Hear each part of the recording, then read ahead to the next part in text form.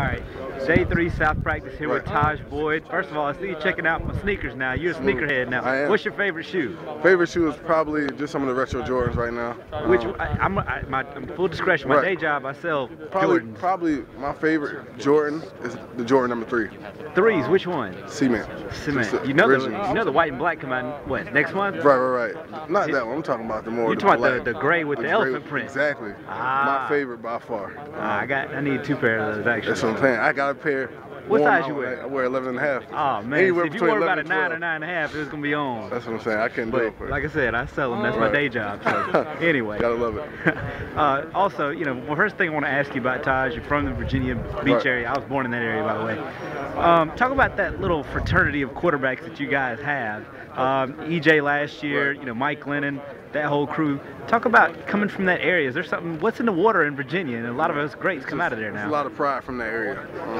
We like to look at it as a group of guys who just go out and try to represent the area the best way possible. So a lot of good character, a lot of good values come from that area, especially a lot of playmakers, a lot of ballers. So, I mean, the one thing that makes it special is that, growing up, you get a chance to see these guys, you get a chance to see these stars.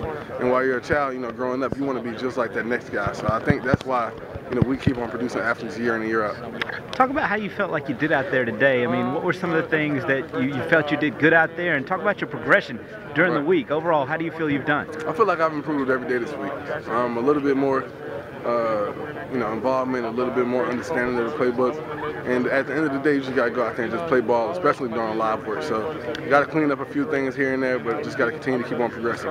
What's the main thing you want to show scouts here this week about your game? What's the lasting impression you want to leave about your status, heading into the combine? Pretty much that I'm just a competitive player. I can go out there and make every play for you. I can go out there and make every throw, but more importantly, I'm just trying to be consistent throughout the week. I got to continue to keep on working on some of the footwork things and cleaning that up a little bit, but I've been pretty proud of the performance so far. Now, obviously played in a lot of big games at Clemson, kind of helped bring that program, put them back on the national map. Right. Can you talk about the ups and downs that you had at Clemson, how you feel like it's prepared you? You played for, a great coach in Coach Swinney and Chad Morris's offense. So just talk about that experience and how you think that's prepared you for what you're going to have. You know what, man, going to Clemson probably was one of the greatest things that can happen to me. Got a chance to be a 3-year starter there. And through the times, we had some great seasons, but at the same time, throughout the course of each season, there was a time where adversity hit or there was some ups and downs within each season. So, coming to my last year, I wanted to be as ready as possible for this level. I wanted to be as ready as possible to compete and be able to try to contribute right away. So I felt like my senior season was probably the biggest help for me. Just understanding certain things, going through certain situations, learning from those ideas, and I feel like it helped me moving forward.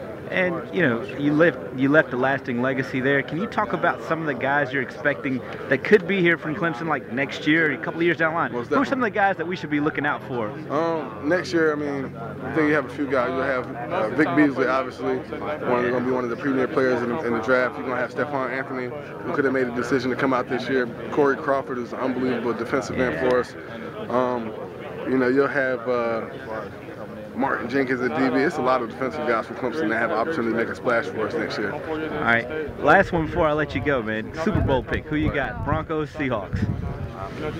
It's hard to go against. It's hard to pick against Peyton, but I'm gonna go ahead and say the Seahawks. That defense is just outrageous.